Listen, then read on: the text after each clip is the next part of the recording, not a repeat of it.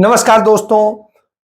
पूछा जो मैंने एक दिन खुदा से, अंदर मेरे ये कैसा शोर है। हंसा मुझ पर फिर बोला, चाहते तेरी कुछ और थी पर रास्ता कुछ और है। रूह को संभालना था तुझे पर सूरत संवारने पर तेरा जोर है। कमोबेश आज यही स्थिति है कि रूह की सूरत संभालनी थी लेकिन वो सूरत संभाल रहा है अपनी। और इसका इस तरीके से उदाहरण देता हूं कि G20 की बैठक दिल्ली में होने जा रही है। G20 की बैठक के पहले वहां से गरीबों को उजाड़ा जा रहा है। उन्हें ले जाकर के सरायों में और दूसरी धर्मशालाओं में और तमाम जगह पे कैंपों में रखा जा रहा है, जिससे कि बाहर से आए लोगों को यह न दिखाई दे कि यहां गरीब रहते हैं, यहां निर्बल रहते हैं, जिन्हें यह सरकार कुछ दे नहीं पा रही है। वो इतने निरीह हैं, इतनी बुरी जिंदगी जीते हैं, यह उसे पता न चले। तो यह सिर्फ अपनी सूरत संभालने का है। और अपनी सूरत संवारने के लिए किस तरीके से मीडिया को, प्रचार को और सबको इस्तेमाल किया जाता है। और यही नहीं, यह सूरत संवारने के लिए विपक्षी दलों के नेताओं को कैसे लांछित किया जाता है, उनके संगठनों में कैसे दरार डालने का काम किया जाता है, ये सारे काम कराए जा रहे हैं।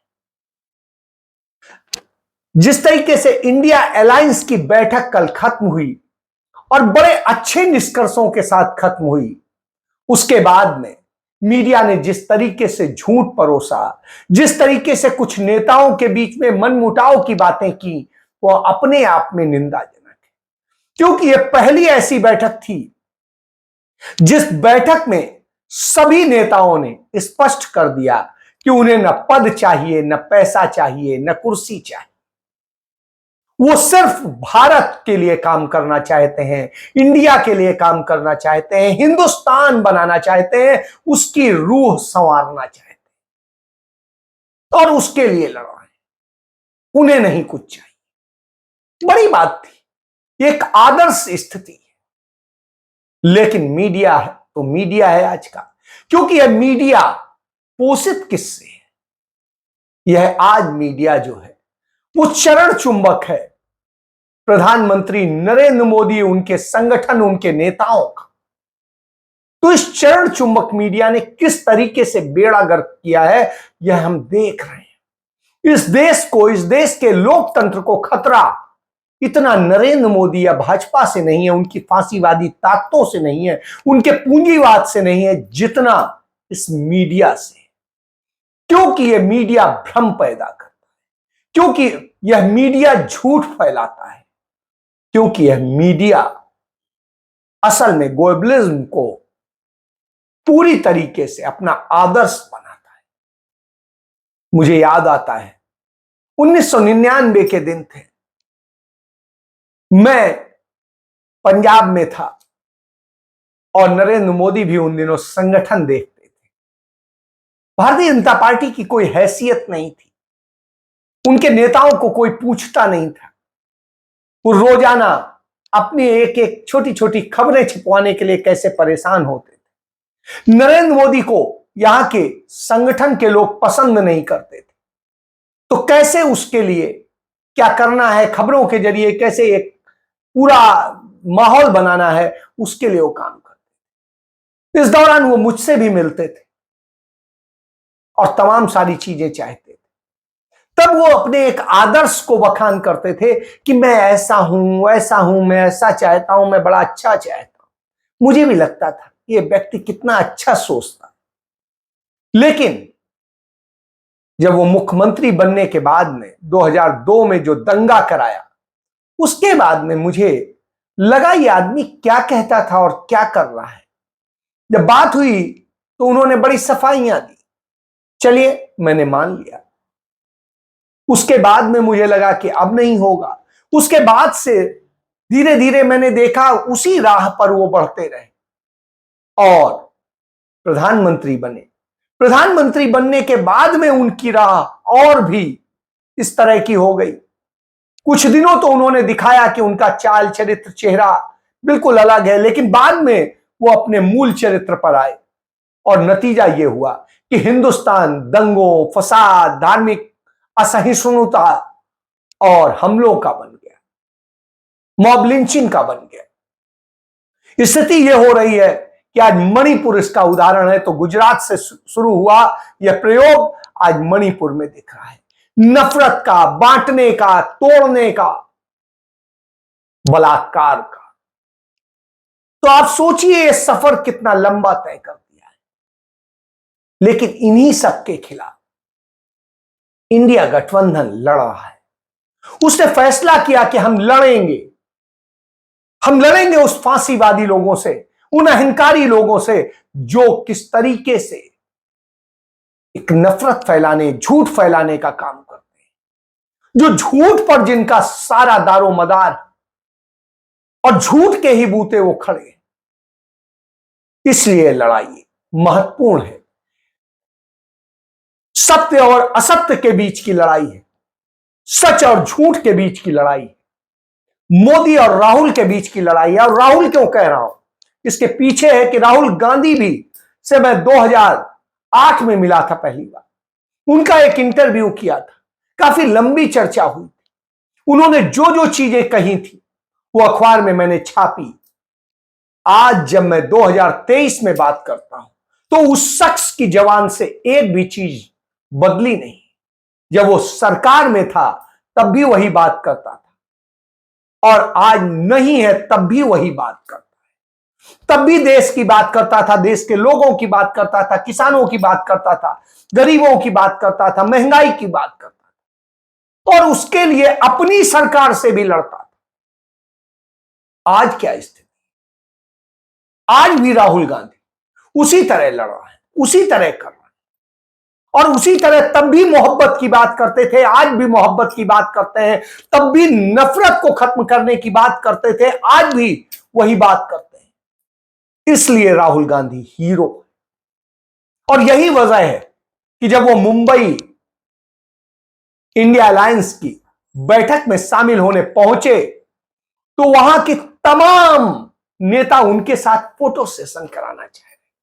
वहां की महिलाओं को सबसे ज्यादा यदि यकीन था तो राहुल गांधी पर था और सभी दलों की जो महिलाएं थी, महिला नेता थी, उन्होंने राहुल गांधी के साथ फोटो खिंचाई। यह बड़ी बात, यह विश्वास होता है।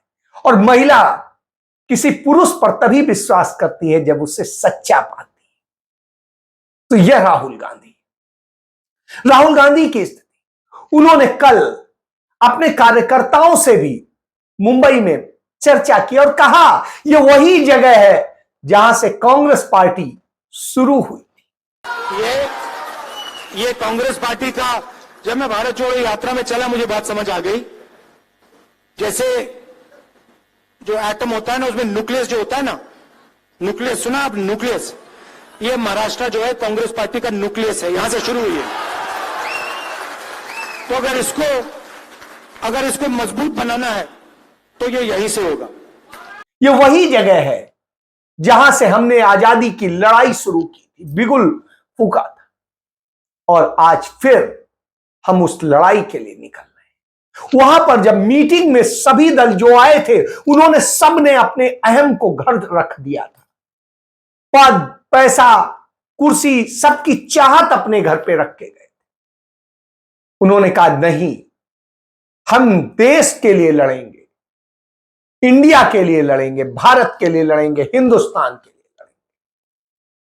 हमें किसी को प्रधानमंत्री बनने की कोई वो नहीं। यह बड़ी बात होती है और यह आदर्श प्रस्तुत किया है। यह लोकतंत्र का सर्वोच्च आदर्श है और वह दिखाई दिया। और यही वजह है कि जो 16 दलों से शुरू हुआ था विपक्षी एकता का मंच पटना से, वो बढ़ते बढ़ते 28 दलों पे आ गया और जितने नेता आए उन सब की सोच अलग थी। आज उन सब का यह 2019 के लोकसभा चुनाव के हिसाब से आकलन कर लें तो आज 26 crore vote Congress India alliance के साथ खड़े हैं, राहुल गांधी के साथ खड़े हैं, और नरेंद्र मोदी के साथ में जो 38 दल हैं, उन 38 दलों को सबको मिला के 24 करोड़ से कुछ अधिक वोट ही बनते हैं। इससे आप समझिए कि आज यह अलायंस किस तरीके से टक्कर दे रहा है। यही वजह है कि नरेंद्र मोदी डर गए हैं, बौखला गए हैं,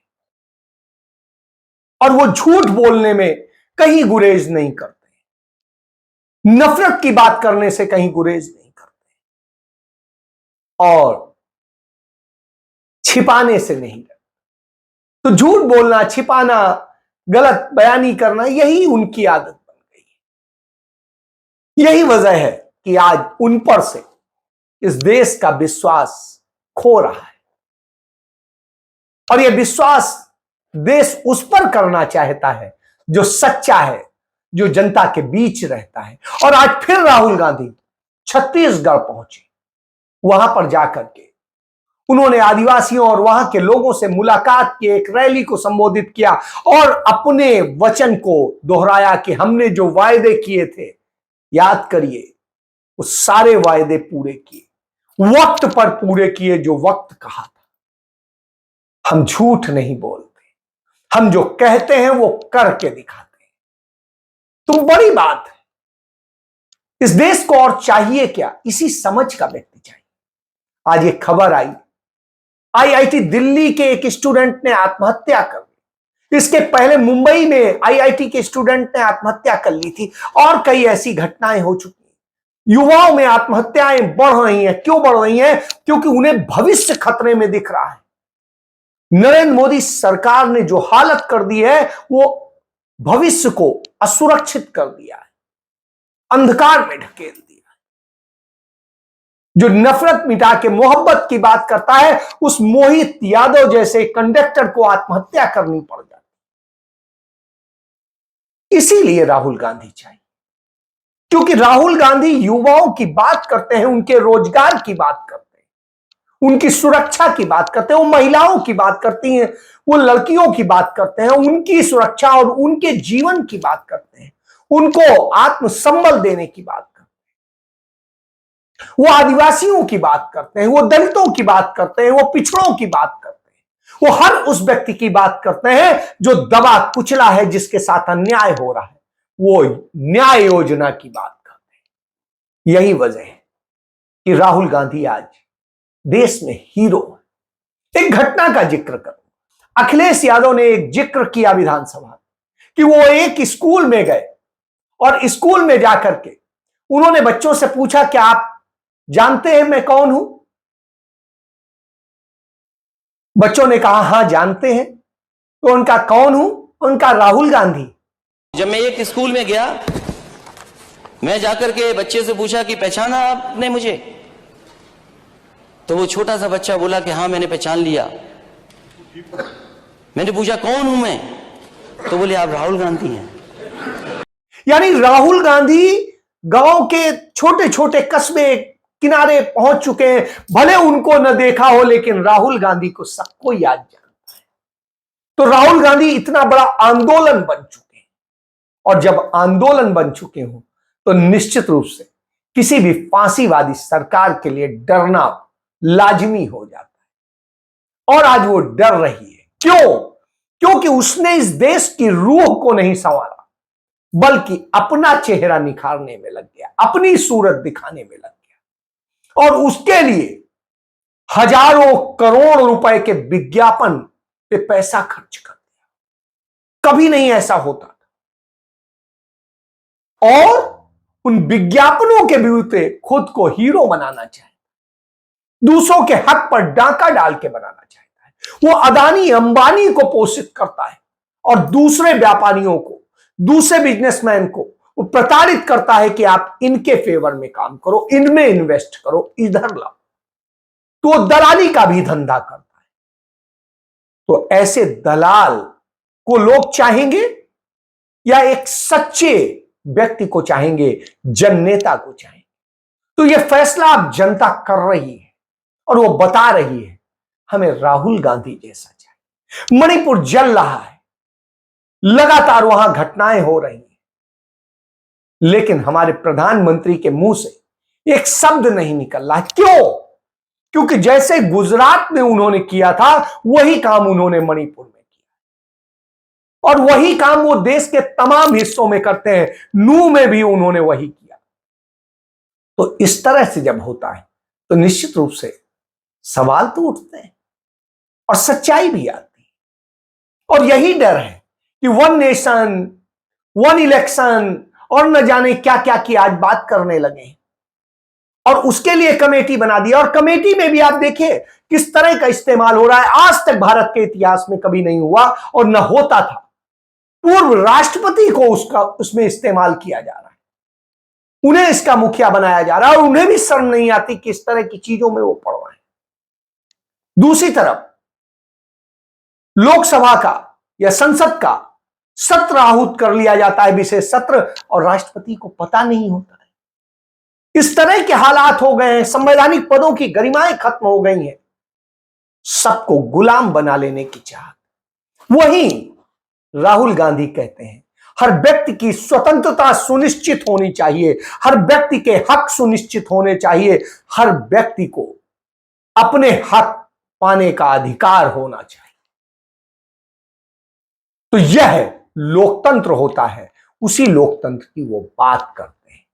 लेकिन दूसरी तरफ मोदी वो लोकतंत्र खत्म करने की बात करते हैं, और उसी कड़ी में उन्होंने जो चौथा स्तंभ कहा जाता था मीडिया, उसे गुलाम बना लिया है, जो उनके गलत सही को किस तरीके से उनकी सूरत संवारने का काम करता है, उनकी तस्वीर संवारता है। अब आप फैसला कीजिए कि आपको किसके साथ खड़ा होना है। जय हिंद।